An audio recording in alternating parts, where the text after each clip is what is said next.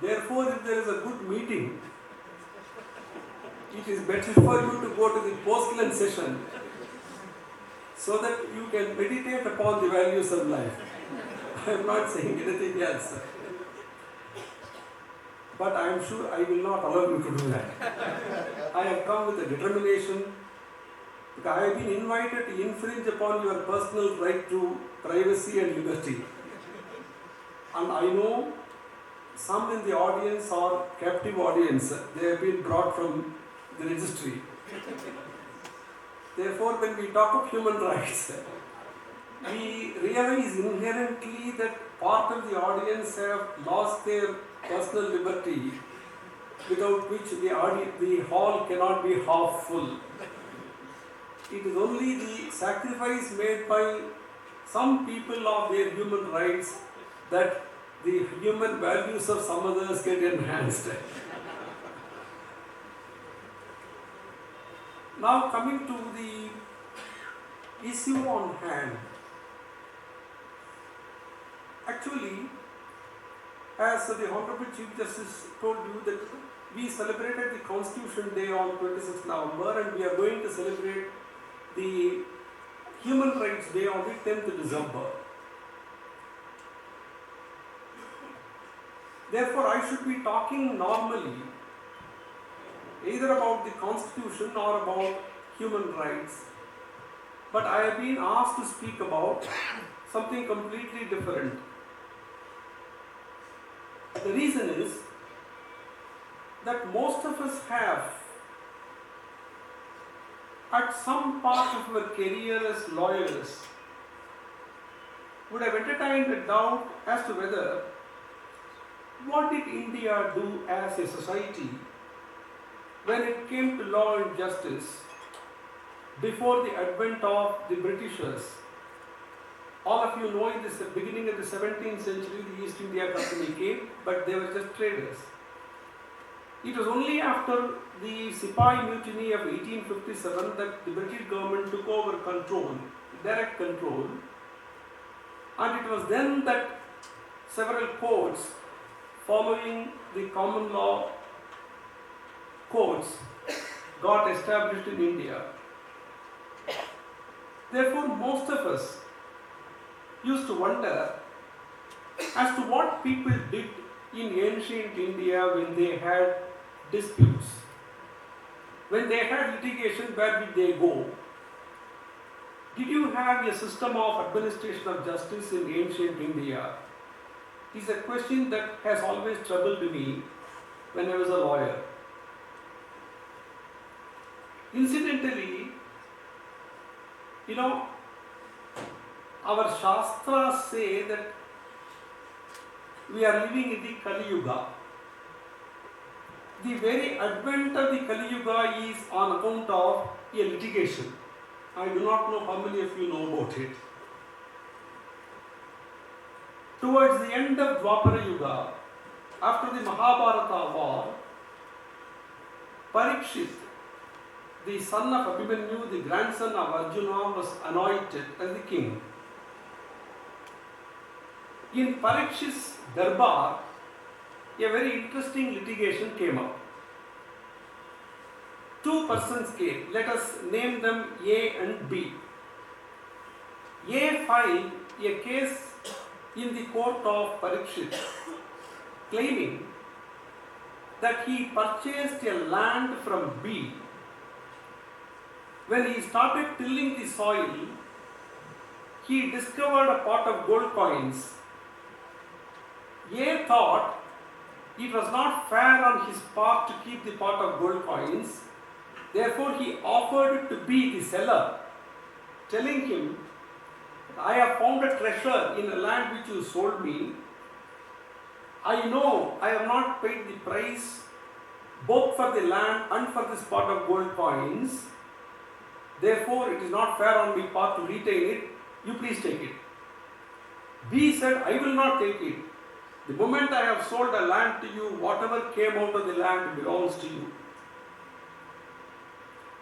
This is how the dispute arose. Look at the way the dispute has arisen. If it was today,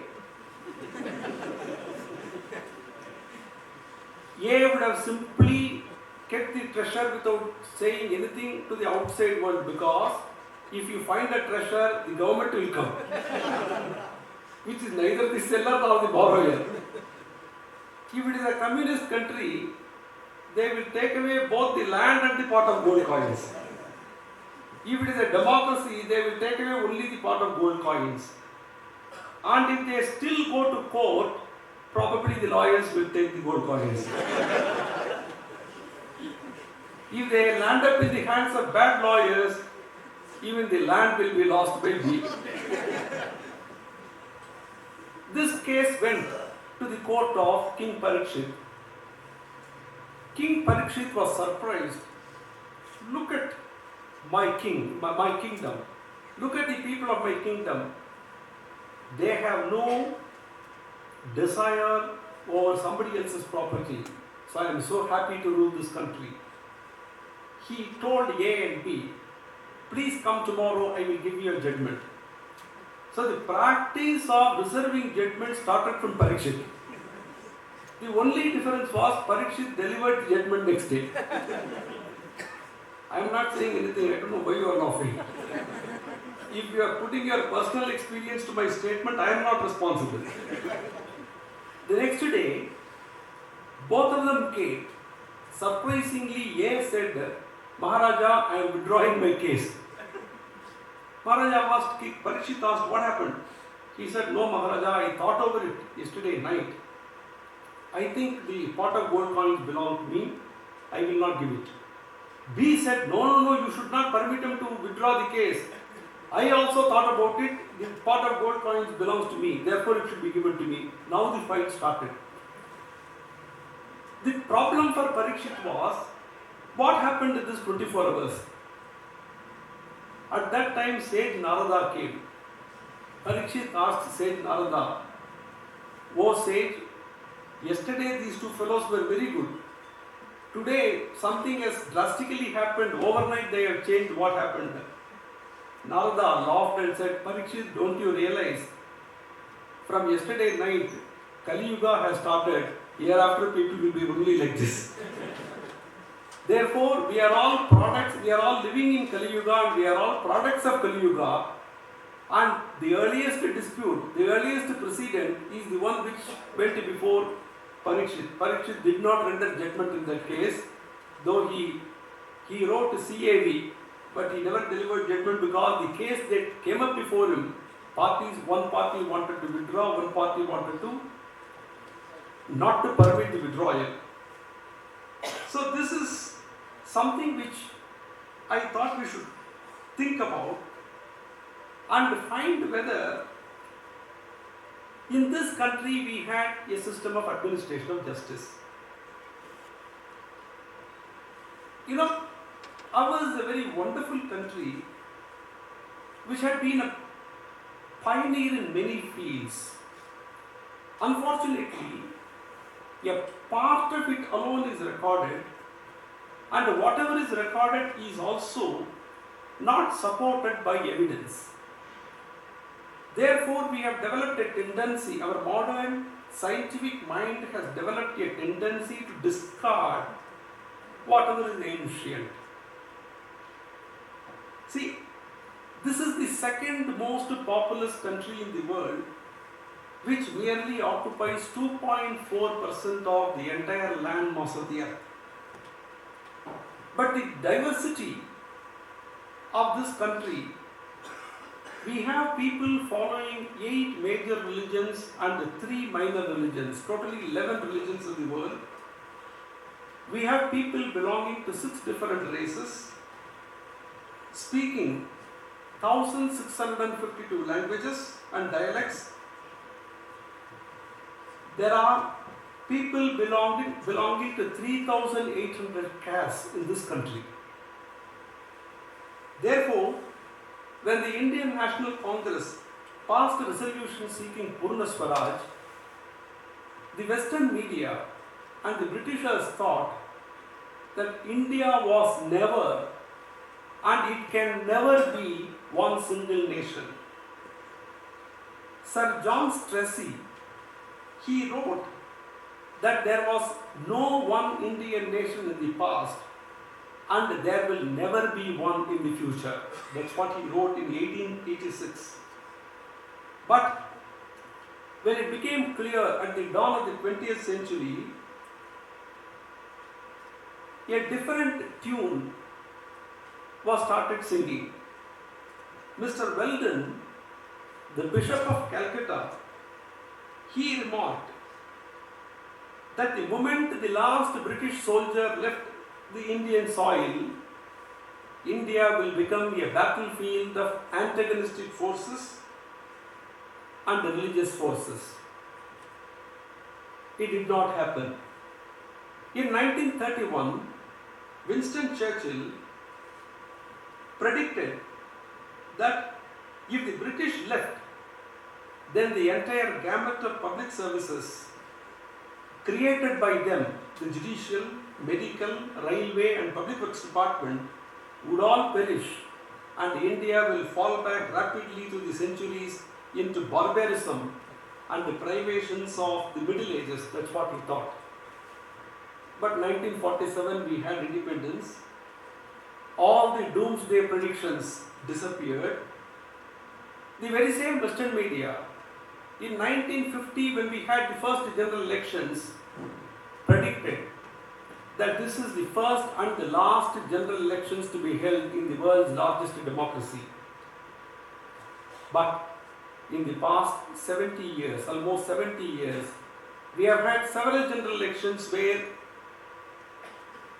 a country whose 70% of the population is considered to be illiterate, uneducated, have been speaking in one voice, toppling governments which bring authoritarianism. Today, the world is looking at India as a country where something other than what is appearing on the surface is working underneath. What is it that works underneath is what actually makes the Western media wonder and do more and more research. It is in this context that we have to see whether we really had a system of administration of justice in ancient India. According to our Shastras, there are 14 branches of learning. This is called Chaturdasha Vidya. Chaturdasha is 14, Vidya is knowledge. What are these 14 branches of learning?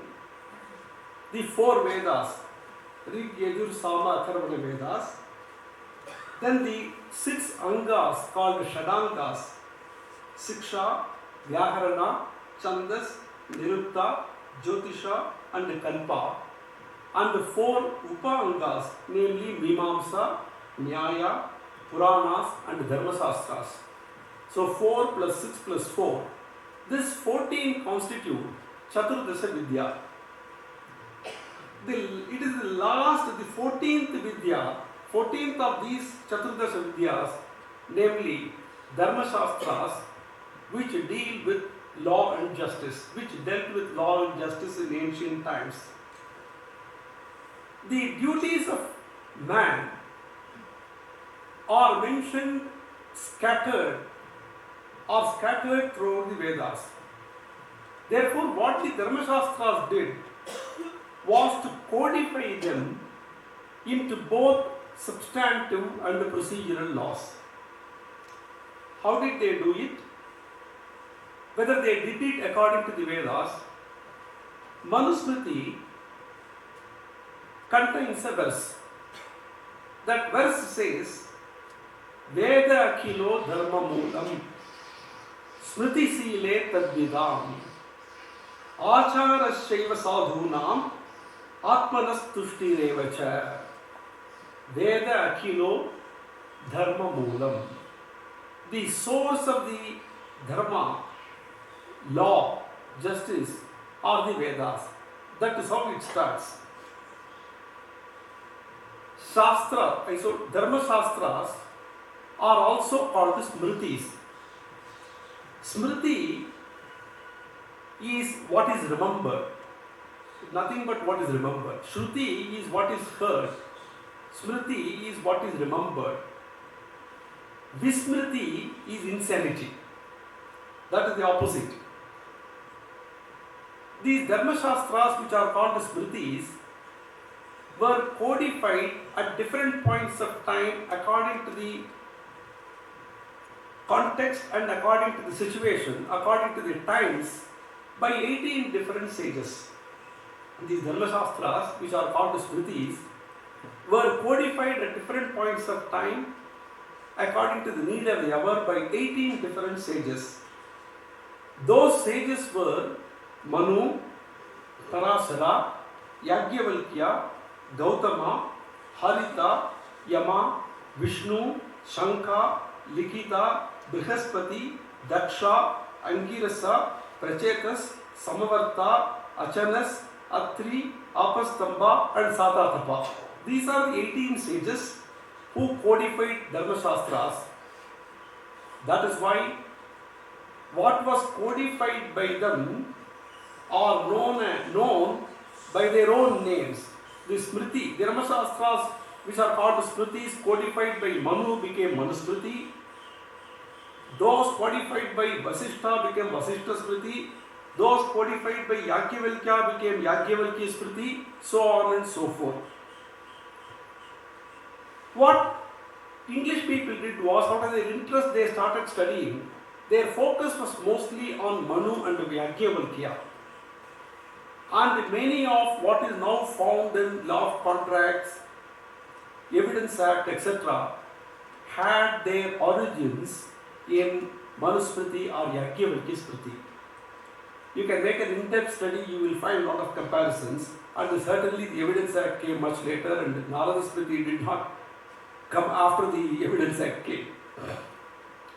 Apart from these 18 Smritis, a question arose as to what will you do when there are conflicts between two Smritis. Then the ancestors developed what was called Nibandhanas. Nibandhanas were Shastras which were aimed at reconciling the conflicts. Our article 245 to 254, reconciling the conflict between the parliamentary legislation and state legislation, ought to have had its origin to Nibandhanas. These Nibandhanas were also codified according to the need of the hour and according to the place where they were written. Each region of India followed its own Nibandhana. In the north, it is the one authored by Kasinatha Upadhyaya. In Maharashtra, they followed the Mitakshara. Therefore, Mitakshara created this Nirnaya Sindhu. Nirnaya Sindhu was by Kasinatha Bhatta, by the Kamalakara Bhatta, and that is accepted to be the authority in Maharashtra. In the south, the place from where I hail, there is something called Vaidyanatha Dikshitiyam, which prepared the Nibandhana for reconciling the conflict between two Smritis. Now, from what is reflected in the Smritis and Nibandhanas, the jurisprudence in ancient India can be classified into 5 different topics. Number 1, the acceptance of the supremacy of the rule of law. Number 2, what were the substantive laws governing various types of disputes? Number 3, what was the law relating to constitution of courts, appointment of judges? Number 4, what is the procedural law relating to civil disputes? And number 5, what is the procedural law relating to criminal jurisprudence? Since all these different topics could be culled out from what is found in the Smritis and Nibandhanas, I have now divided this topic into broadly 4 chapters. First, let us talk about how in ancient India we considered supremacy of the rule of law as the most important requirement. All of you know that in the 17th century, it was Thomas Fuller who declared that be you ever so high, the law is above you. Therefore, in all our judgments, we repeatedly say, be you ever so high, the law is above you.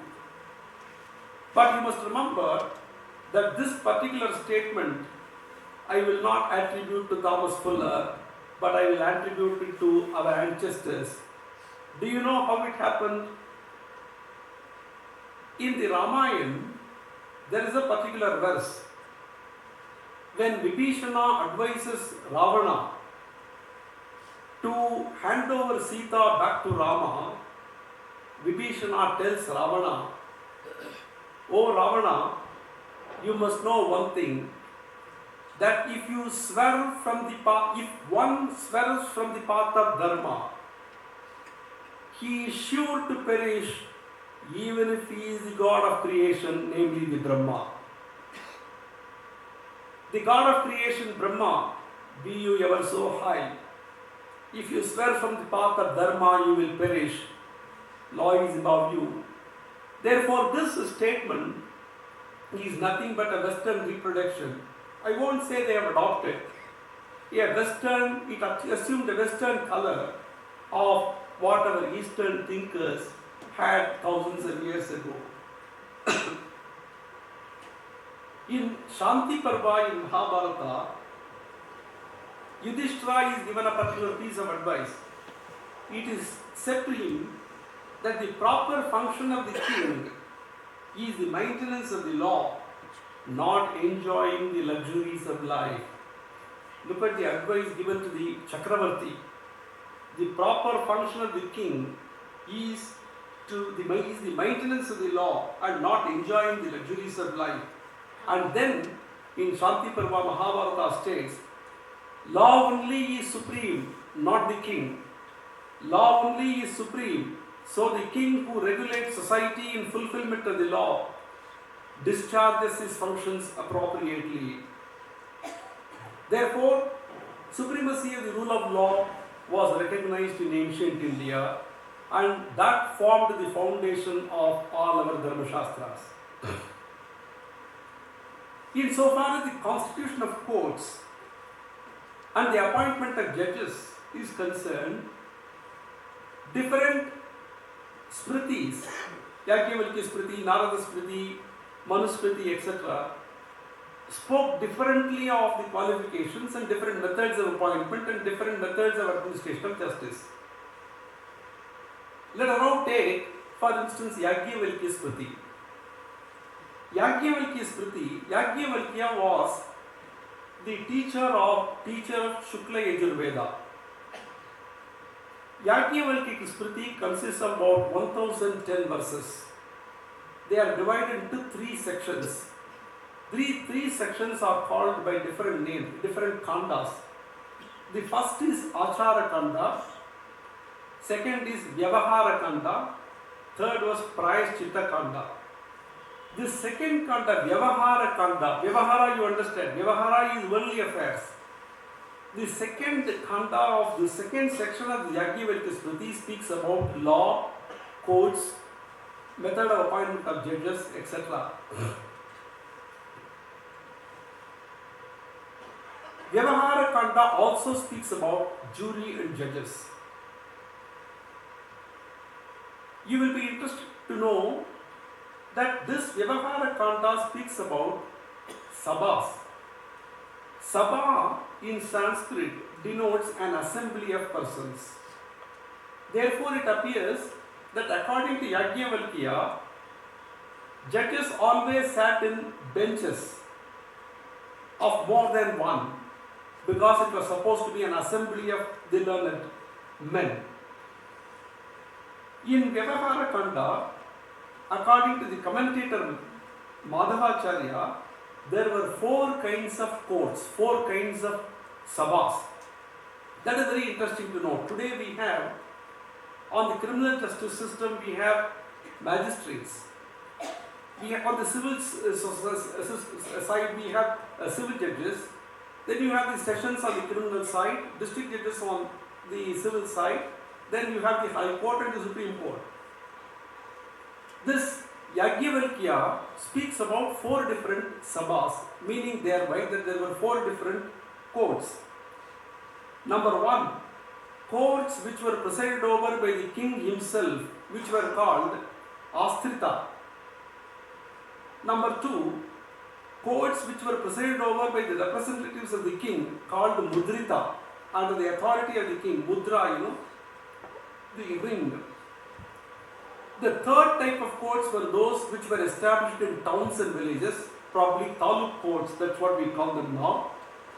And the fourth is very interesting. The fourth type of courts were jungle courts, where there were special courts for administration of justice for the tribal people, and judges who were appointed to those courts were only persons who had the local knowledge of the customs and practices of those people. People from towns and villages were never appointed to preside over those courts. All smritis, irrespective of certain subtle differences, contain a mandate that the king, while appointing judges, should be very careful to choose learned people, well versed in law. According to Shukraniti Sara, there was a Chief Justice. What is the name of the Chief Justice? The name of the Chief Justice was Pradivaka. Pradivaka was the name of the Chief Justice. And he must be well acquainted with the laws as well as other subjects. That was indicated by a particular phrase called Loka Shastra Nyayagya. He is well versed in all the Shastras, he must be.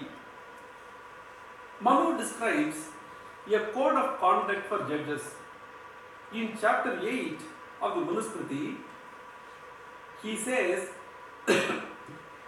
rule number 1, a king desirous of investigating law cases must enter his court of justice preserving a dignified demeanor together with learned and experienced counselors. If you want to enter a court of justice as a judge, you must maintain a dignified demeanor. The first rule from Manu. The second rule is, there, after you enter the court, after being seated, the king should rise, the judge or king should raise his arm without ostentation in his dress and ornaments, and he must commence the business of the suitors. Having occupied, rule number 3, having occupied the seat of justice and having covered his body and having worshipped the guardian deities of the world, the judge should collect his mind and begin the trial of causes.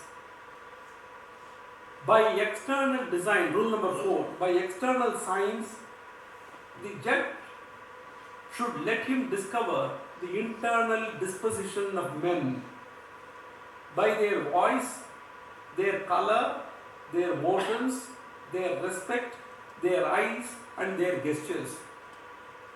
Whenever we examine witnesses, we always insist upon the judges noting down the demeanor of the witnesses. That practice of noting down the demeanor of witnesses is now gone, because all witnesses have the common demeanor of lying now. Therefore, there is uniformity. Witnesses have achieved uniformity in their demeanor, we are not able to find out. But this principle that a judge should watch the demeanor of the witness, how extensively in one of the rules Manu says, just look at this. By external signs, let the judge discover the internal disposition of men by their voice, their color, their motions, their aspect, their eyes and their gestures. Then, the internal working of the mind is perceived through the aspect, the motions, the gait, the gestures, the speech and the changes in the eyes and the face. If there is a change in the eyes and the face, please make a note, because he is not a person who is speaking the truth. Then the next rule, when engaged in judicial proceedings, he must pay full attention to the truth. to the object of the dispute and to himself, next to the witnesses, to the place, to the time, and to the aspect. Even Yajnavalkya Smriti, Vasishta Smriti, etc. contain similar such rule as to how one must conduct the proceedings in the court. Suppose a king delivers a wrong verdict, what happens? Bodhayana, one of the greatest exponents of the Shastras, he virtually threatens the judges.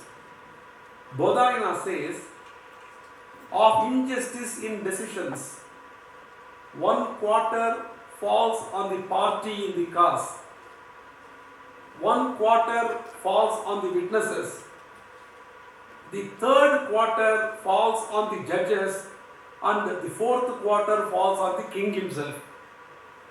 Therefore, the rendition of a wrong decision according to Bodhayana will invite a sin which will be shared 1/4 by the party, 1/4 by the witnesses, 1/4 by the judges, and 1/4 by the king himself. Narada Smriti, there is something very interesting about Narada Smriti. Narada Smriti, which is also called Naradiya Dharma Shastra, contains several prescriptions. But there is a very interesting story about how it came. It appears that Manu actually composed 100,000 verses, divided into 1080 chapters. They were delivered to sage Narada. He abridged them to 12,000 slokas and gave it to Markandeya. Markandeya condensed them into 8,000 slokas and gave them to a person called Sumati, the son of Bhrigu. And Sumati eventually reduced this Smriti to 4,000 slokas for the benefit of mankind, which is now what is available as Narada Smriti. In Narada Smriti, there is a chapter about the constitution of courts and the duties of judges.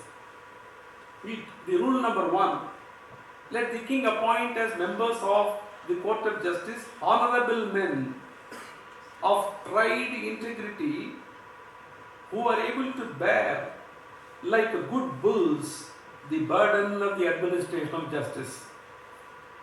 Look at the example that he draws. He says, persons appointed as judges should be men of high integrity and they should be able to bear like good bulls the burden of administration of justice.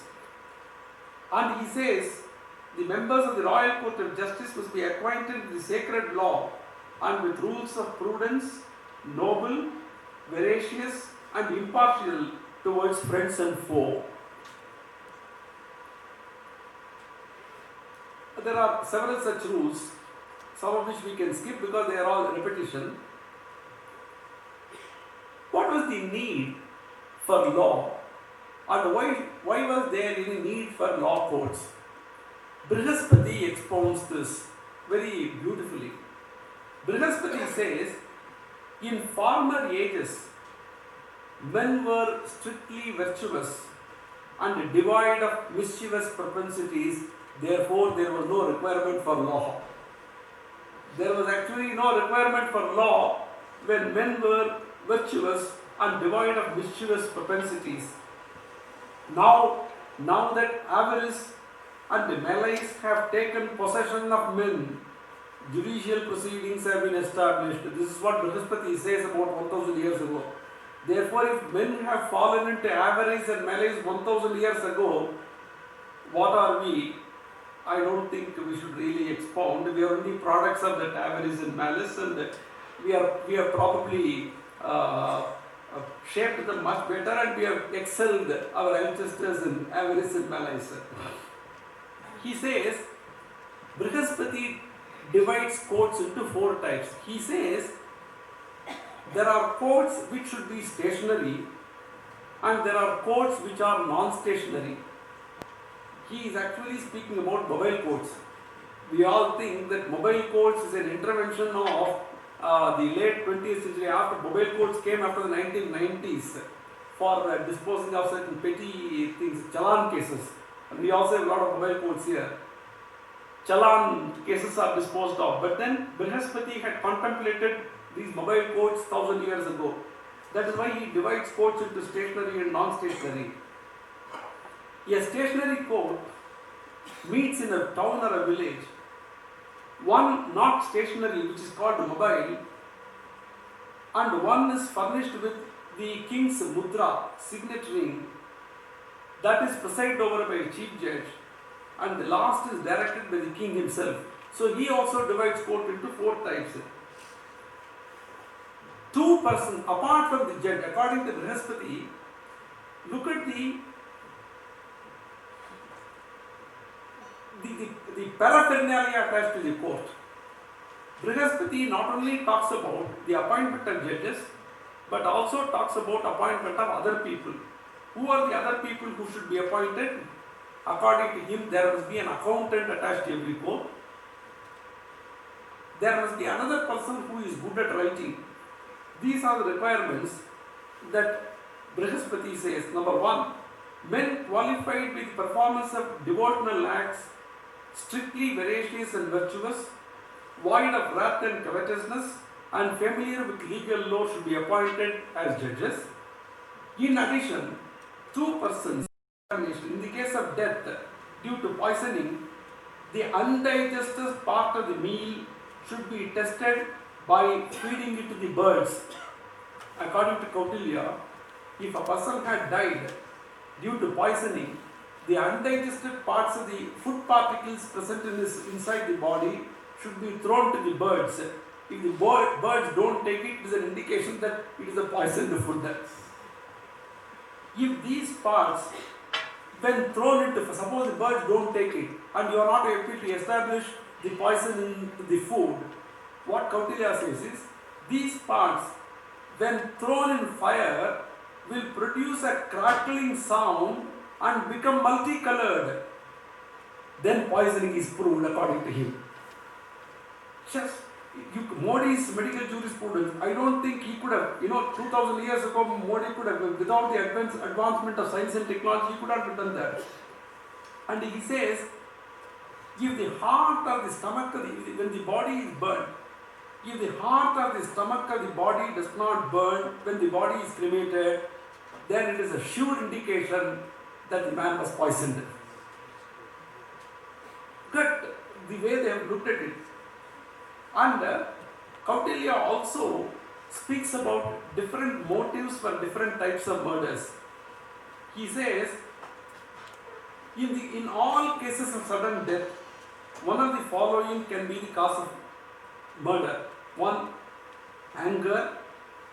Number 2, an offense against one's wife or kinsman. Number 3, professional jealousy. Number 4, hatred of a rival. Number 5, a trade dispute. Number 6, a partnership quarrel or a litigation before a court of law. That a civil litigation before a court of law could lead to a murder was recognized 2000 years ago. Today we see a lot of civil disputes land up ultimately in criminal courts. In case of death by poisoning, Kautilya makes, Arthashastra makes a very important observation. In case of death by poisoning or suspicion of hanging after murder, the following are the likely suspects according to Kautilya. Number 1, a servant who may have been excessively abused verbally or physically by the deceased. Number 2, a wife who has a lover but hides it by showing excessive signs of grief. If a wife shows excessive signs of grief upon the death of a person, suspect her, is what Kautilya says. A kinsman coveting inheritance, the wealth of a woman, these could be the causes, for these could be the suspects according to him. How do you carry out this investigation in such cases? Kautilya lays out certain rules. He says, those closely associated with the victim of the murder shall be questioned about whether the crime could have been committed by agents of the deceased, or by thieves for the sake of money, or by enemies of someone else due to mistaken identity. They shall also be questioned about who summoned the deceased, who went with him. The theory, last scene theory. The last scene theory finds a place in Arthashastra.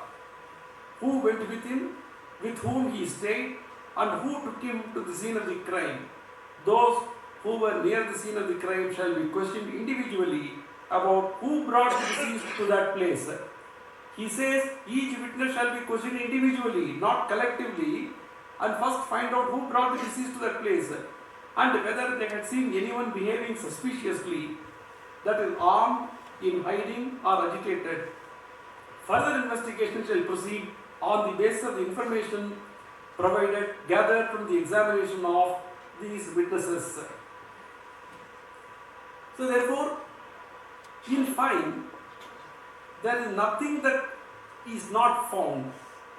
Probably what the benefit of science and technology that we have today for the conduct of trials in civil and criminal cases, the conduct of examination, forensic examination, etc., they were not available there. But the fundamental principles as to how courts are established, how judges were appointed, what were the duties of the judges, how are they supposed to behave, were all codified thousands of years ago in our country. Why I am saying this is that today we have lost touch with all of them. It is only we have left it to people from the West who have studied our country thoroughly even to discover all this.